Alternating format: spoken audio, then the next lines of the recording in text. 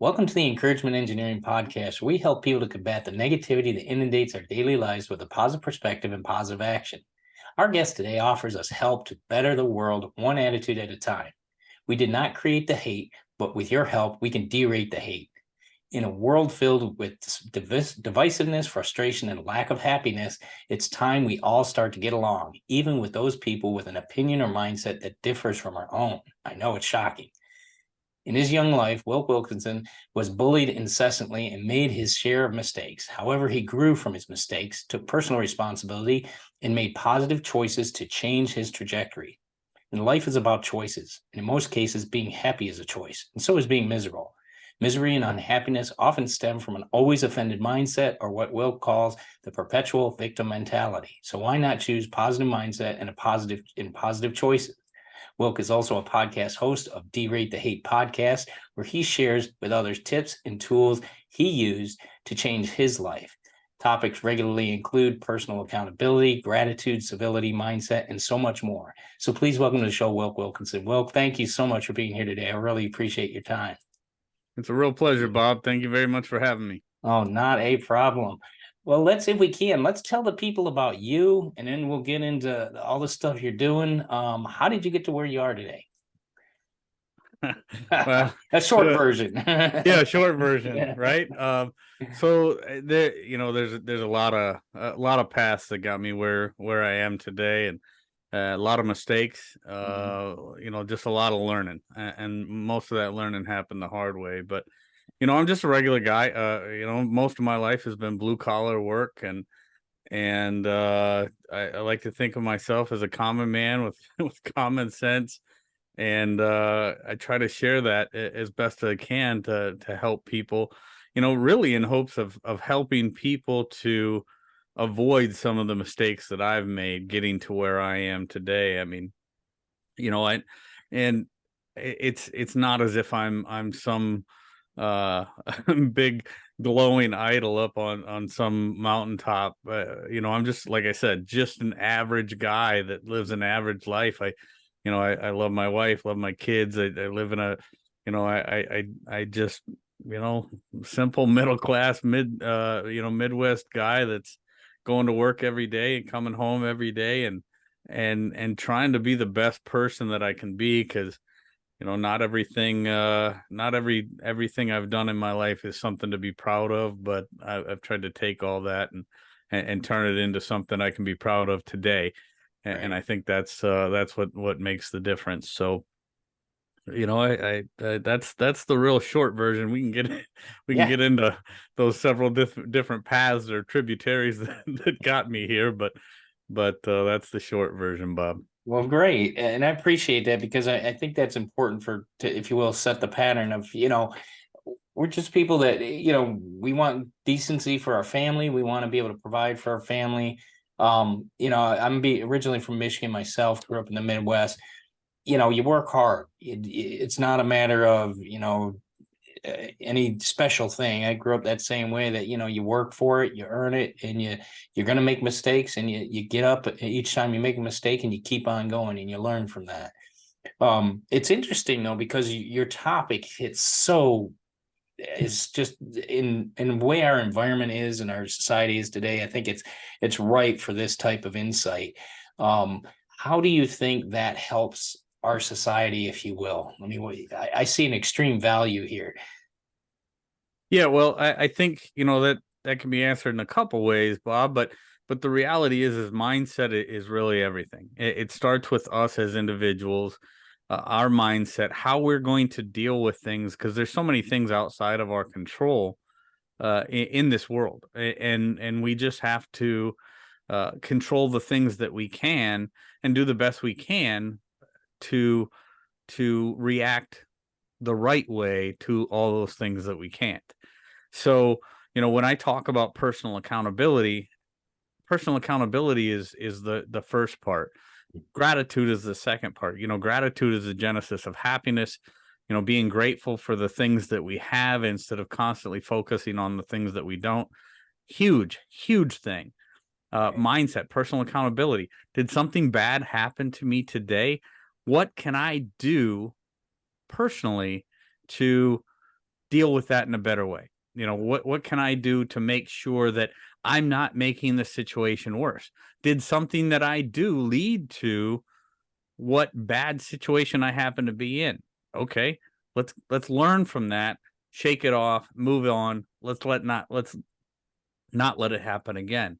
Um, and then that transitions into something I talk about so much in uh this day and age. I mean, we find ourselves in very polarized times, right? Yeah. There's going to be all kinds of people out there doing all kinds of things that we don't like, we don't want to hear. They're going to say things, do things that we don't want to be part of.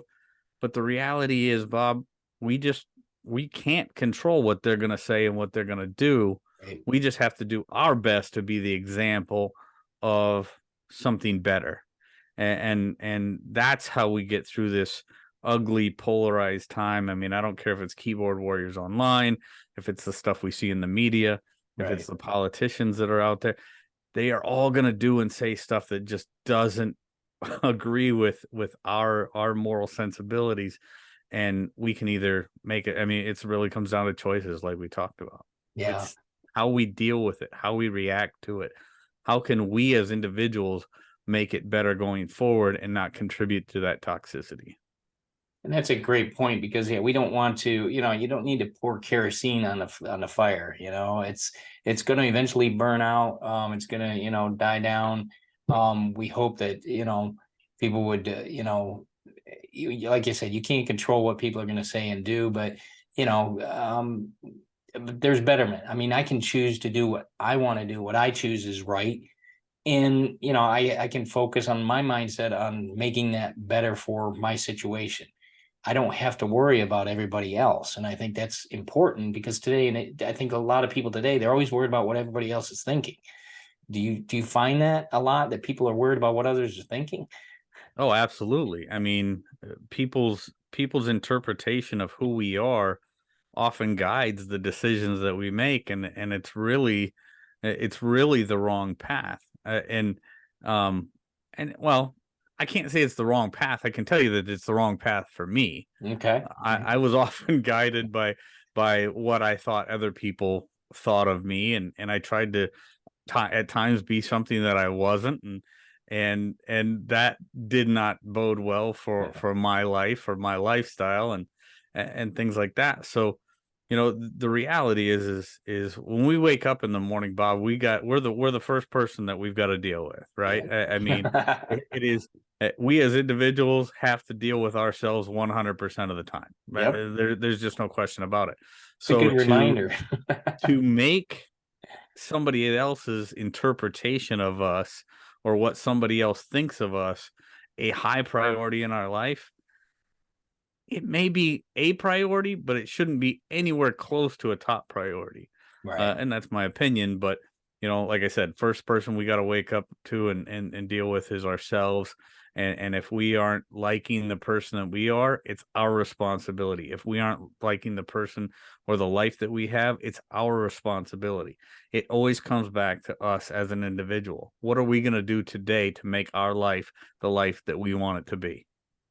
If you can, let's step on that topic just a little bit, because I think that's important for people to be reminded of, that our life is our own. We make the decisions, and our actions put us in the situations we're in currently, and our actions can get us out of the situations. If we don't like the situation we're in, we can change it, we can move it. Do you think people need to take more of that personal responsibility on? Do you think they is it discipline? What are some things that you might see or hear of that help people to stay on a better track, if you will? I think it really does come down to discipline in a lot of ways, Mhm. because I mean, the reality is, and I say it all the time, if I don't like what's happening in my life, it's my responsibility to change it. Mhm. Now, that doesn't mean that everything in our life or everything in our environment is within our control, because it's Right. not. No. And I wish it was, but we don't have that superpower.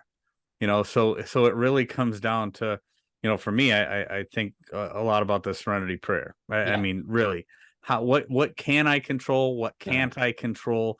how do I, how do I find the serenity to separate, the two, or the wisdom to separate the two, and then focusing on what I can control and how I'm going to take those things of which I have control over and make those the best that they can be.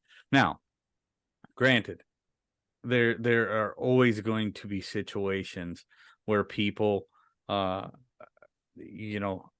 in circumstances that provide for an unbelievably miserable environment. Right. Okay. But when I think, and this is me personally, Bob, but when I think about that, right? When I think about that, I go in my mind to the book, A Man's Search for Meaning by Yeah. Viktor Frankl. Yeah. Right. And he talks about how he was in the most horrific Yeah. environment that Yeah. a man could ever be put in. His wife and children were murdered. He was imprisoned in some of the most grotesque fashions He didn't know if ever he'd ever live each imaginable. day. Yeah. But he went in his own mind Yeah.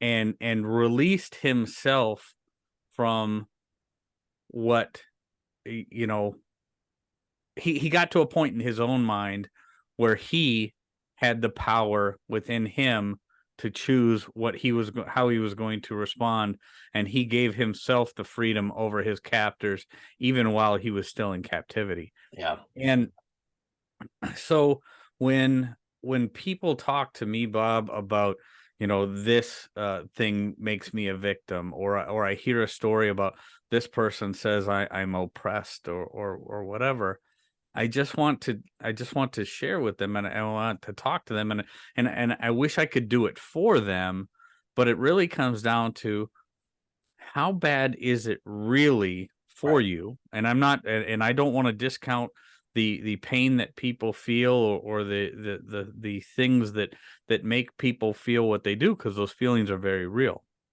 But what can you do as that individual to say, I am going to take back the power.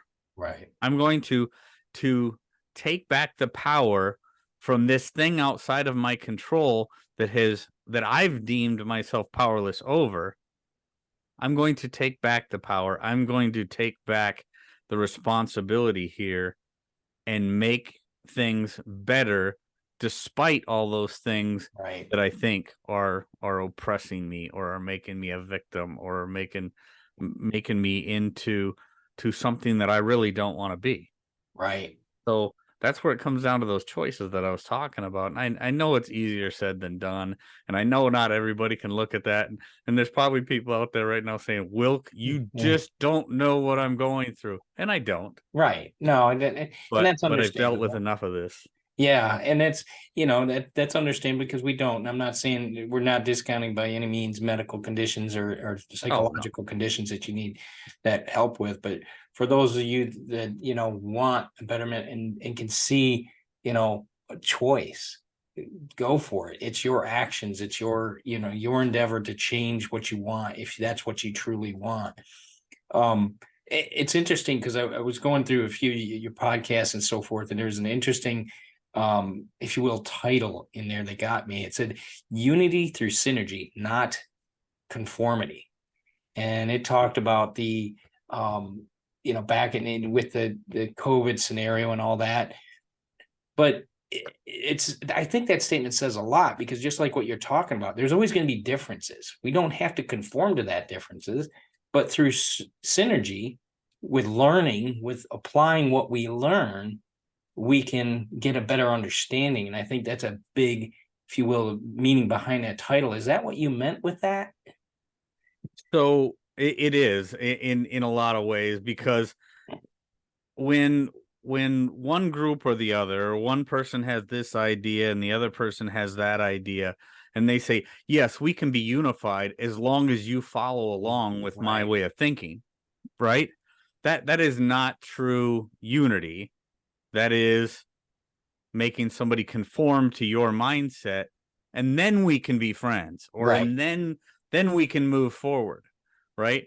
there is so much ugly in this world based on that idea. Sure, we can be unified as long as you come along with my way of thinking. But if you don't, I am going to treat you badly, or I'm gonna cast you out. Or we talk a Right. lot about these days about cancel culture and stuff like that. As long as you think the way that I do, we're fine. Great, we're unified. If you don't, you are my enemy. That is not the way to do things. Right. That is not the way to get anything done. And it's unfortunately the way that most politics are today. And it's so, so ugly. Yeah. And I don't mean I don't mean it's exclusive to politics, but that's one of the places where we see it most highly publicized today. In my way of thinking, I think of Dr. Stephen Covey and the 7 Habits of Highly Effective People. Right. Let's not compromise, because a compromise is a way for two people to come out in a lose-lose situation, but we come to an agreement that both of us can deal with.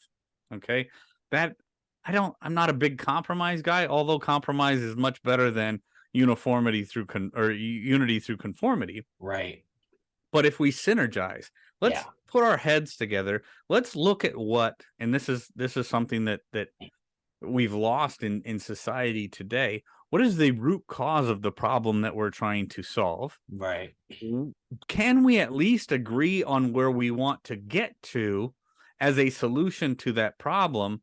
Then we can work through, if we put our heads together, if we can at least agree on what the problem is and agree on where we want to get as a solution to the problem, then we can work out the details together, synergize, and figure out a way to get there in a common fashion that works for all parties.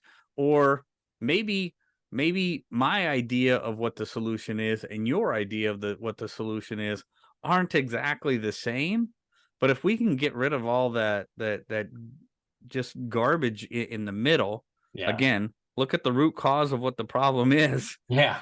figure out, come to a solution better than the sum of its parts, which is synergy. Yeah. Try to figure out what we want that solution to be, and maybe it's better than the solution that I had, maybe it's better than the solution that you had, but nonetheless it's a solution that we can both agree on. Then that bridge in the middle, getting there becomes a lot easier. Right. What happens right now is there's a lot of arguing about Yeah. What tool to use to build the bridge, right, yeah, and Jeez. it's just they spend more time fighting and grandstanding. And Yeah. when I say they, I mean obviously I'm talking about politics, but it can be applied to so many things in our life today, because we've gotten to a point where we've forgotten how to disagree. Yeah. um Yeah. Definitely. and in doing so, everything has to be a fight instead of truly looking for a synergistic solution to what we want to accomplish. And I appreciate that, because I often say that when I speak to groups. It's, I don't care what color your skin is, how much melanin you have in your skin, what your nationality is. We all have red blood running through our veins, and we want good things for our family. We want to provide for our family. We want to have a safe environment for our family. We're not that different. I mean, our basics come down to the same commonalities, and I think we need to get back to those roots, if you will. And like you said, okay, there's the roots, to build the bridge on that, and it'll be much easier. So yeah, great idea there, and great insight for people. I think today we need to be reminded of this.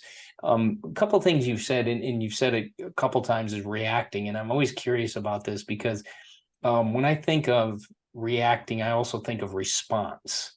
Mm-hmm. Would you rather respond or react? And what are your feelings on that? So respond with, the two words obviously are very similar, and a lot of people might say, well, what's the difference? In my mind, I think, responding indicates that we've probably got a plan in place. We know what we want to do, even though we don't know exactly.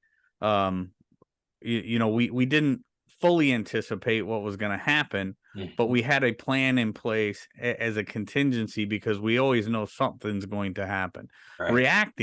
Reacting is just just a okay, we didn't have a plan, we didn't know what was going to happen, we're just flying by the seat of our pants, and now we're going to react to it and hope for the best. Yeah. So I like the idea of having a response for most things. Right. You know, I've been in management, Bob, for several years now, and one of the things that I try to do is I try to anticipate what could go wrong prior to it Right. going wrong.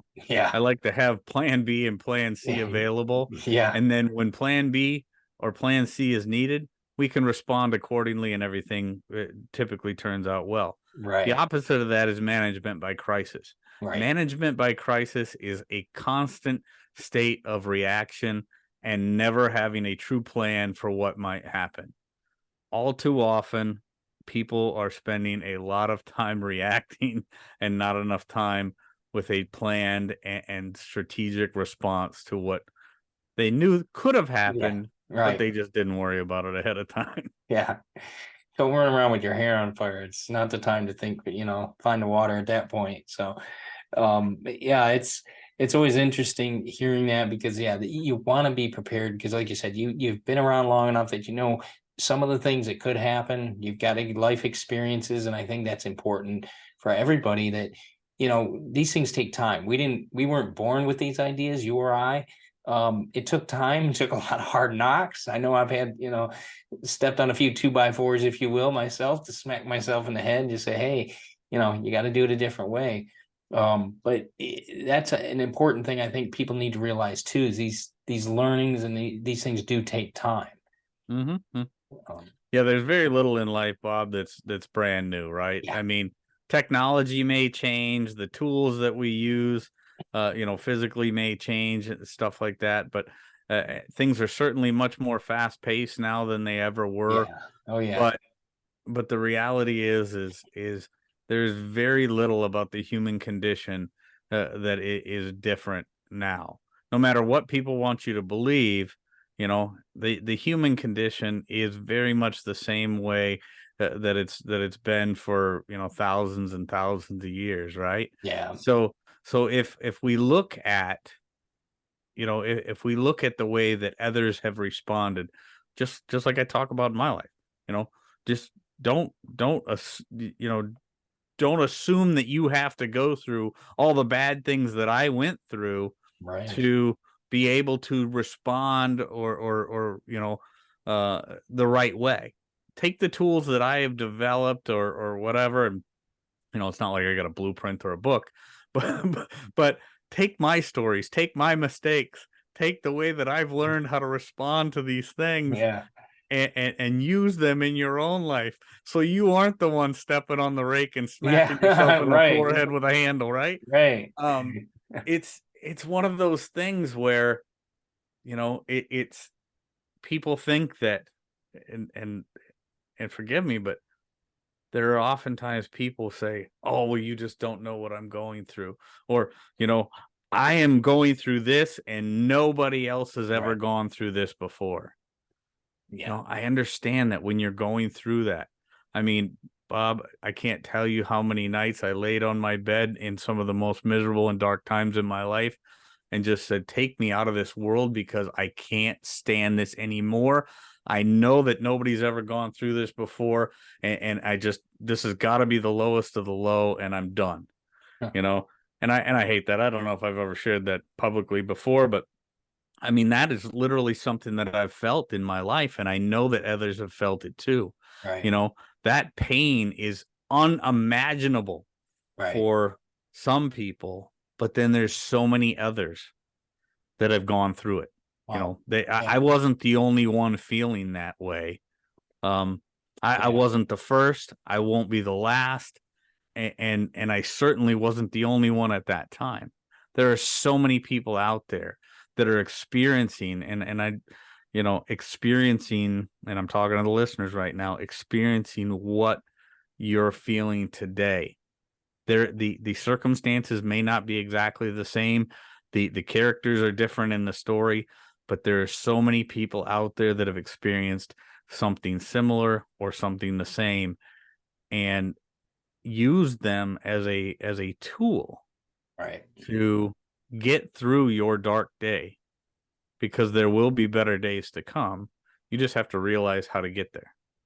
And that's a good point too, is realize others have done this, others have gone through it. Reach out to, whether it's church groups, whatever groups you're part of, they're big help because people have gone through it and they'll listen and they can help to understand. That eases that burden off of you. I think that's so important. And like you said, you find out a lot of people are very similar when you start to talk and open up a little bit about some of these things you may be worried about or having issues with. So, great reminder for people with that. Mm-hmm. So let me ask you, do you think there's a difference between sorry, I already talked to you about the reacting, responding, but how do you feel about the transcending the barriers? Is that vital in our society, you think, today? I mean, it sounds like it has been the way we've been talking. Yeah, I mean, transcending barriers is obviously a big part of what I do. I talk about polarization, depolarization. I do a lot of work in the depolarization space. With the organization Braver Angels, which Oh, wow, I do an okay. immense amount of work with. They're all about bridging the divide and mending the chasms, mending the torn fabric of our nation, right? Right, And the barriers, most of the barriers that are set up between people, Bob, are these boxes that people like to put us in and try to keep us separated. right, And that may sound like a straw man argument to some people, but if you just pay attention to whether it be the news or your local politician or your national politician or whatever, there are always they have this way of trying to build barriers right, in between groups of people, and in doing so, it it creates this us versus them right, mentality. right, That us versus them mentality is the downfall of almost everything when it comes to our civic responsibility right, right, in this country, right? That us versus them mentality is ugly because now all of a sudden, well, that's them. right. That's them. It's not us. It's not my problem. It's their problem. Yeah, Transcending barriers is what we all have to focus on all the time. There are no real barriers. There are only imaginary barriers built by people who have a vested interest in keeping us divided. wow, right. Yeah, It is truly one of the most serious and dire problems that we face as a country, as a people, as a human race. Those yeah. people that have a vested interest in keeping us divided, and I believe, my personal opinion, but I believe it's done to help certain people stay in power. Yeah. Yeah. But unity unity is is something that we all need to strive for. Depolarization is something that we need to strive for. The reality is the people that you are told you have nothing in common with probably have more in common with Yeah. you than you would possibly imagine. Right. You cannot continue to believe that that's them. They believe that way. I believe this way. Or they believe that way and they're wrong. I believe this way and I am right. Right. Or that barrier, that mindset, that us versus them mentality, that gross barrier that is so false, so imaginary. It's not a real thing. It needs to be broken through. We have to transcend barriers. Awesome. Awesome. Great reminder for everybody. Well, Will, where can people find out more about you, your website? Where can they get a hold of you? Because you got some great stuff and they can listen to your podcast on your website. If you can't, let us know that information so they can contact you. Yeah, so DERATE is the podcast. That's going to be the best place to get a hold of me. I do have the wilksworld.com. Don't do a lot with that one much more these days. But DERATE is where my main focus is, my podcast. That's where you're going to get the best tools, the best tips. I've got some phenomenal guests that join me, and everything I learned from somebody else. Yeah. Uh, mostly the result of my mistakes, but a lot of what I bring to the table is because I've had some incredible teachers and incredible guests on the podcast that I try to bring all the time. BraverAngels.org is also a place where people can, if they want to transcend the barrier, if they want to be, part of a grassroots movement focused on, bringing people back together. Wow. Yeah. It's Braver Angels is an incredible organization to help people come together again. And if you're interested in the depolarization movement, I'd strongly encourage check out braverangels.org. And so you can find out some about me there, DERATE.com, and just listen and share it everywhere you can.